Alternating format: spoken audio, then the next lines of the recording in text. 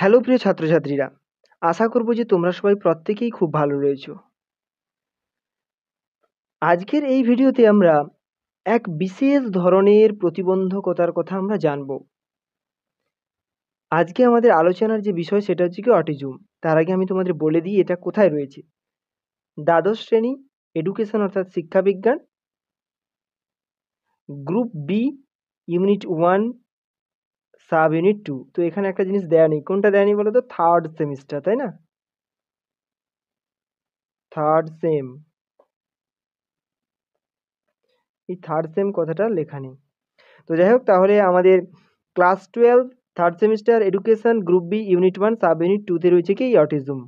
এই অটিজমের যে ধারণা, এটার সঙ্গে আমরা অনেকেই অপরিচিত, কিন্তু এই অটিজমের মধ্যে যা যা দেখা যায়, যে সমস্ত বৈশিষ্ট্য দেখা যায়, তার সঙ্গে আমরা অনেকেই পরিচিত, সেটা আমরা আলোচনা কালে দেখতে পাবো। তো চলো আমরা অটিজম সম্পর্কে আমরা আলোচনা করি। প্রথমেই দেখো রয়েছে কি অটিজম কি। এটা পুরো আমি নিজে নোটসটা তৈরি করেছি, বিভিন্ন বই মানে অনুশীলন করে যথাযথভাবে করার চেষ্টা করেছি যতটা পেরেছি। প্রথমে আমরা জানবো যে কি অটিজম কি। দেখো, আমি তোমাদের একটু ধারণা দিই। অটিজম মানে একটা সাধারণ ধারণা, মানে আমি একজন সাধারণ ব্যক্তি, যে পড়াশোনা আমি কম জানি, কিন্তু তবুও আমি জানবো যে অটিজম ব্যাপারটা কি, দু এক কথায়। সেটা যদি বলতে হয় তো বলবো কি, যে অটিজম হচ্ছে কি জানো তো, একটা বিকাশগত সমস্যা। এই অটিজমের আক্রান্ত হলে ব্যক্তি বা শিশু, এটা যেহেতু শিশুকাল থেকেই আক্রান্ত হয়, ঠিক আছে? এই অটিজমে আক্রান্ত হয় শিশু মানে একদম শিশুকাল থেকে, 2.5 বছর বা তারও আগে, ঠিক আছে? 2.5-3 বছরের আগে থেকে এর লক্ষণগুলো দেখা যেতে শুরু করে। তো এই অটিজমে আক্রান্ত হলে শিশুরা কি করে না, কারোর সঙ্গে সম্পর্ক তৈরি করতে পারে না। মনে করো তুমি কোনো একটা শিশুকে মানে দেখা হলো, সে অটিজমে আক্রান্ত, তুমি তাকে জিজ্ঞাসা করছো যে তোমার নাম কি, সে হয়তো দেখা যাবে যে তোমার দিকে চেয়ে আছে, শুধু চেয়ে আছে, কিছু বলছে না। বা হয়তো তুমি তাকে জিজ্ঞাসা করছো তোমার নাম কি, সে অন্যদিকে চেয়ে আছে। আবার হয়তো এমন হতে পারে যে তুমি জিজ্ঞাসা করছো তোমার নাম কি, বা সে হয়তো তোমাকে বললো যে তোমার নাম কি, তখন তুমি হয়তো বলে দিলে যে আমার নাম অমুক, ধরো আমার নাম রহিম, বা আমার নাম শ্যাম, যাই হোক আমরা বললাম। তারপরে ধরো আমি তাকে ঘুরিয়ে জিজ্ঞাসা করবো যে তোমার নাম কি, তখন সে কিন্তু বারবার বলতে থাকবে যে তোমার নাম কি, তোমার নাম কি, তোমার নাম কি, এরকম বলতে থাকতে পারে। অর্থাৎ কি হয়, এরা সম্পর্ক স্থাপন করতে পারে না। এদের যে সামাজিক বিকাশটা ভয়ানকভাবে বাধাপ্রাপ্ত হয়। তাহলে আমরা অটিজম মানে একটা সাধারণ যে আইডিয়াটা, সেটাতে কি মনে রাখবো, যে অটিজম হচ্ছে এমন এক ধরনের বিকাশগত সমস্যা, যেখানে শিশুরা সামাজিক কোনো কাজকর্ম করার ক্ষেত্রে এরা অক্ষমতা প্রকাশ করতে পারে না, সামাজিক সম্পর্ক তৈরি করতে পারে না, ঠিক আছে? তো সেই জায়গাটাকেই কিন্তু আমরা এখানে শিক্ষা বিজ্ঞানের ভাষায় আলোচনা করব। দেখো প্রথমে কি রয়েছে, দেখো অটিজম একটা কিনা মস্তিষ্কের সমস্যা, অবশ্যই মস্তিষ্কগত সমস্যা। এর কারণে শিশুকে পারস্পরিক সম্পর্ক স্থাপন, নিজের মনোভাবকে প্রকাশ করতে পারা, অপরের মনোভাবকে বুঝতে পারা, পরিবেশের সঙ্গে সঙ্গতি বিধান করতে পারা। অর্থাৎ কি না, প্রত্যেকটা পরিবেশের সঙ্গে মানিয়ে চলতে পারা। বিদ্যালয়ের একটা আলাদা পরিবেশ, সেখানে সবার সঙ্গে যে বন্ধুত্ব স্থাপন করা ব্যাপারটা, এটা কিন্তু এরা পারে না। আবার বাড়ির যে সকলের সঙ্গে মিলেমিশে থাকা, এটা এরা পারে না। ধরো রাস্তায় কারোর সঙ্গে দেখা হলো, যে তার সঙ্গে ভালো মন্দটা জেনে নেওয়া, বা এই যে ব্যাপারটা, এটা কিন্তু এরা পারে না, ঠিক আছে? এরা সবসময় একা একা থাকতে ভালোবাসে, ঠিক আছে? এরা কোনো কাজ নিয়ে সবসময় চিন্তা করে, ঠিক আছে? আর কি না, অন্যান্য যোগাযোগের ক্ষেত্রে এই শিশুরা কি অক্ষম হয়ে পড়ে। তাহলে এই ধরনের বৈশিষ্ট্যগুলো কিন্তু থাকবে। তাহলে এটা কিন্তু একটা মস্তিষ্কগত বিকাশজনিত সমস্যা, ঠিক আছে? বিকাশগত এটা একটা সমস্যা। আশা করবো যে অটিজম সম্পর্কে কিছুটা ধারণা তোমাদের হয়েছে। আচ্ছা, আমি এখানে এটা করে দিই, মানে ইরেজার করে দিই। হ্যাঁ, তোমরা স্ক্রিনশট করে নিতে পারবে। এবার দেখো অটিজমের কিছু গুরুত্বপূর্ণ বৈশিষ্ট্য, যে বৈশিষ্ট্যগুলো থাকলে আমরা দেখতে পাবো যে এই ব্যক্তিটা বা এই শিশুটা অটিজমে আক্রান্ত। অ্যাকচুয়ালি ব্যক্তি মানে বড় হয়ে গেছে সে, কিন্তু অ্যাকচুয়ালি অটিজম শুরু হয়ে যায় 2.5 বছরের আগে, 3 বছরের আগে থেকে।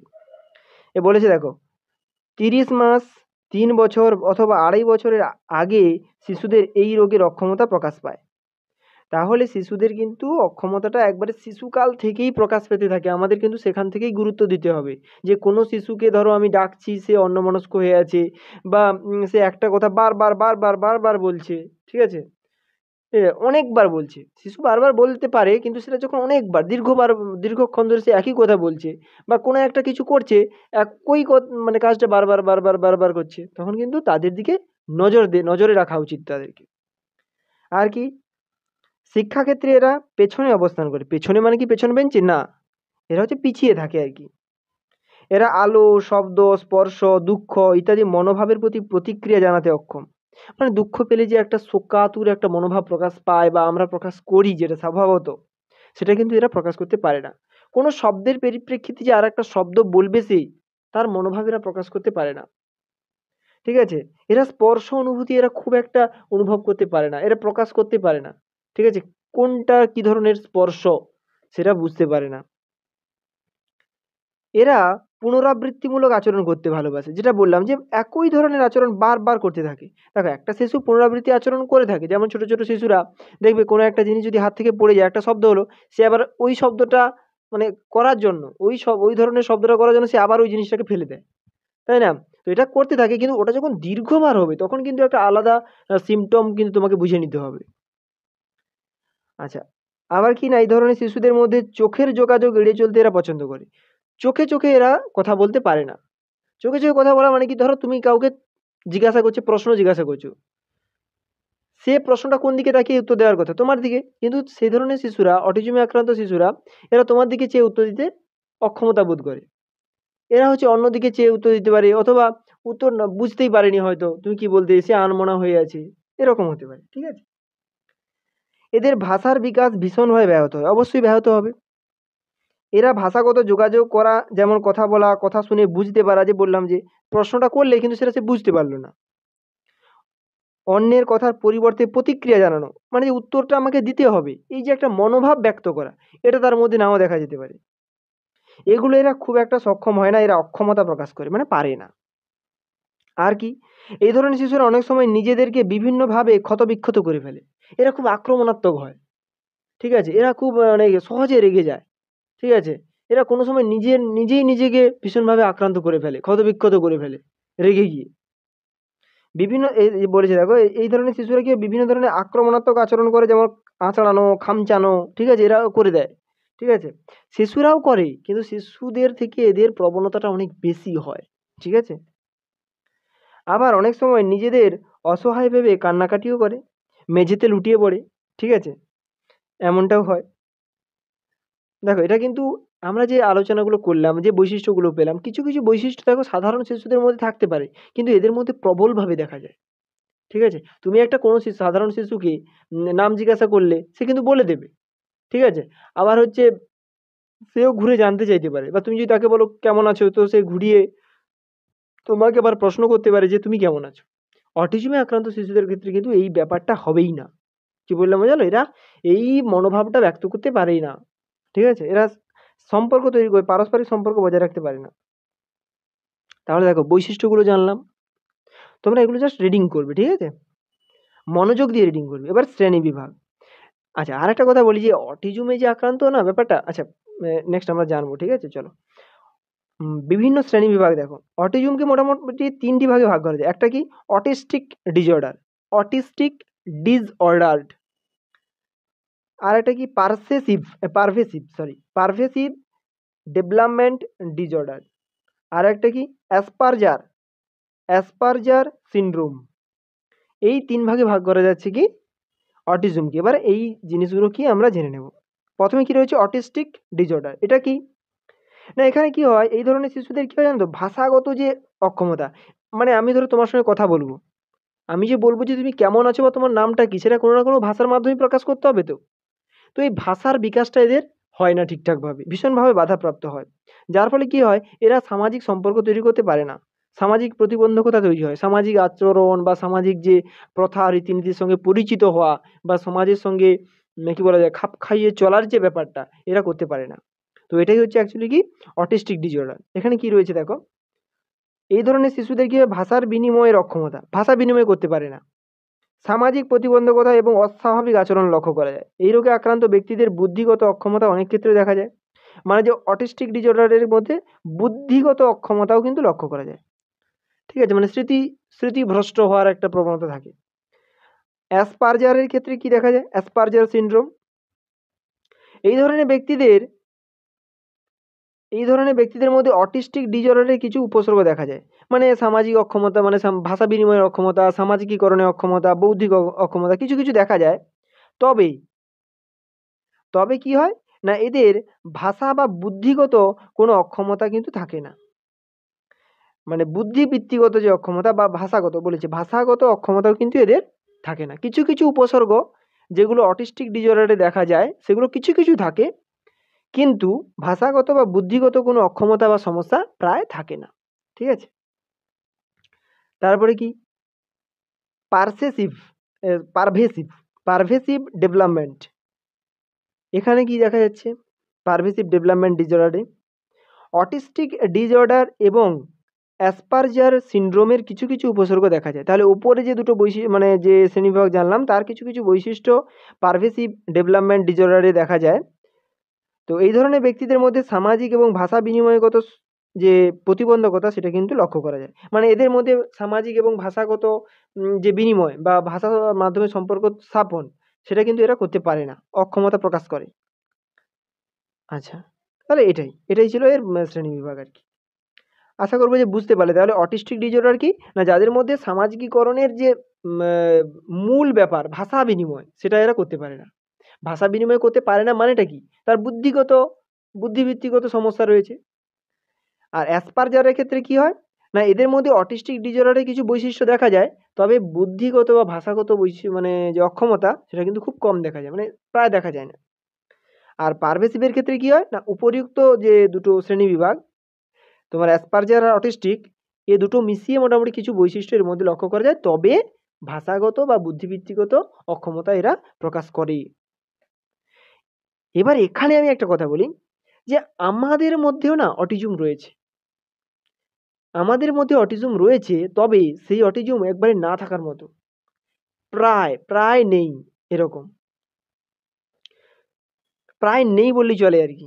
দেখবে আমরা অনেক সময় এতটাই উদাস হয়ে পড়ি যে সে জায়গায় অন্যের কথায় কান দিই না।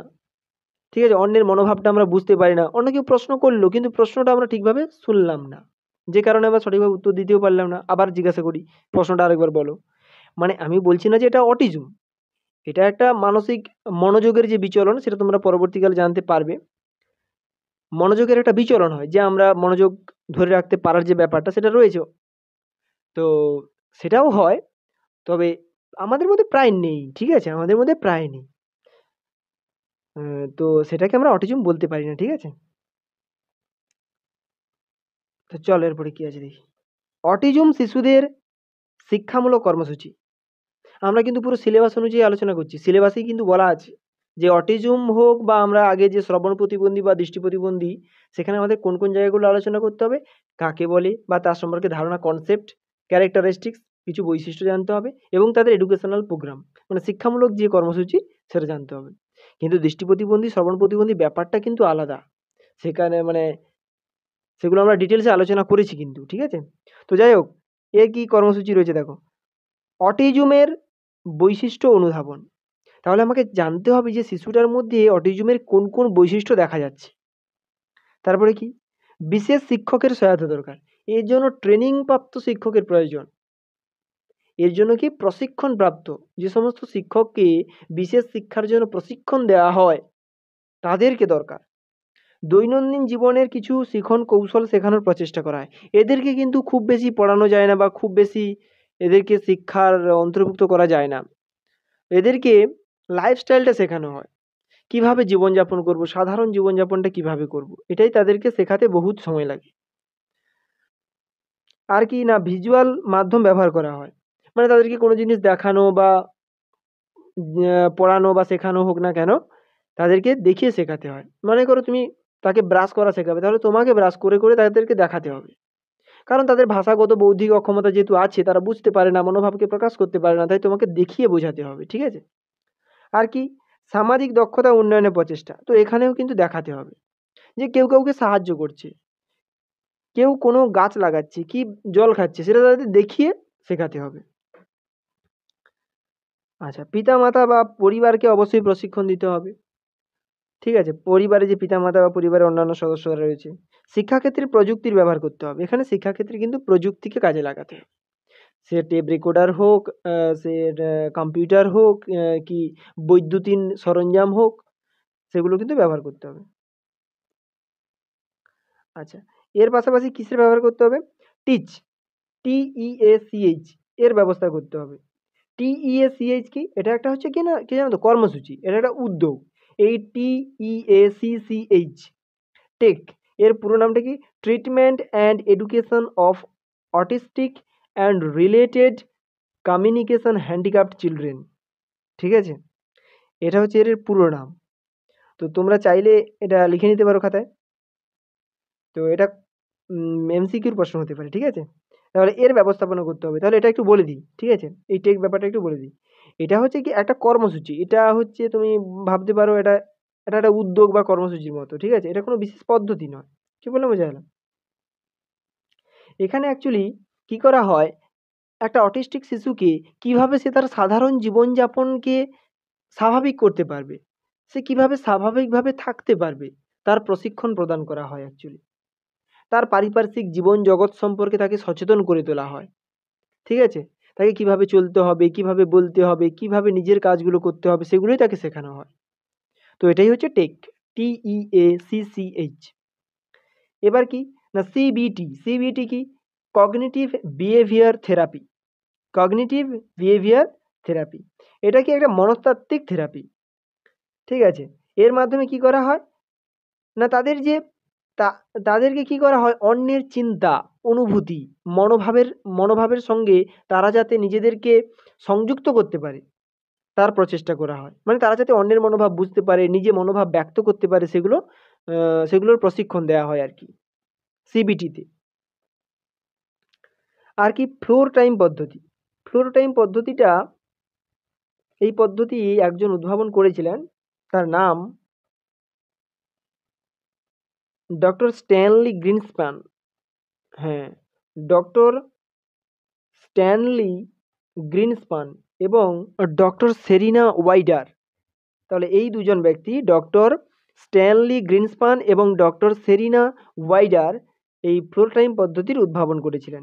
এটা অ্যাকচুয়ালি একটা খেলার মাধ্যমে শিক্ষা দেওয়ার একটা পদ্ধতি। ঠিক আছে, এখানে কি হয়, খেলার মাধ্যমে, খেলার ছলে অটিজম আক্রান্ত শিশুদেরকে বড়দের সঙ্গে কিভাবে সম্পর্ক স্থাপন করতে হয় সেটা শেখানো হয়। ঠিক আছে, এই ফ্লোর টাইম পদ্ধতিতে। তো যাই হোক, এটা হচ্ছে তাদের শিক্ষামূলক কর্মসূচি, আমরা জানলাম।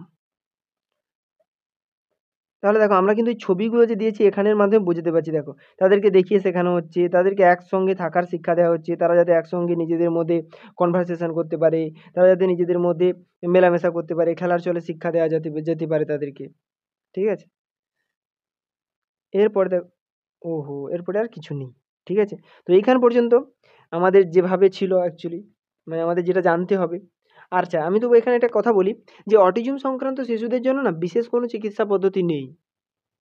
ঠিক আছে, এদেরকে কিছু প্রশিক্ষণ দেওয়া হয় এইভাবে। ঠিক আছে, বিশেষ যে মানে ওষুধ রয়েছে যা প্রয়োগ করলে অটিজম সেরে যাবে, এরকম কিন্তু কোনো ব্যাপার নয়। অটিজম কখনোই সারবে না, এটা স্থায়ী একটা ব্যাপার।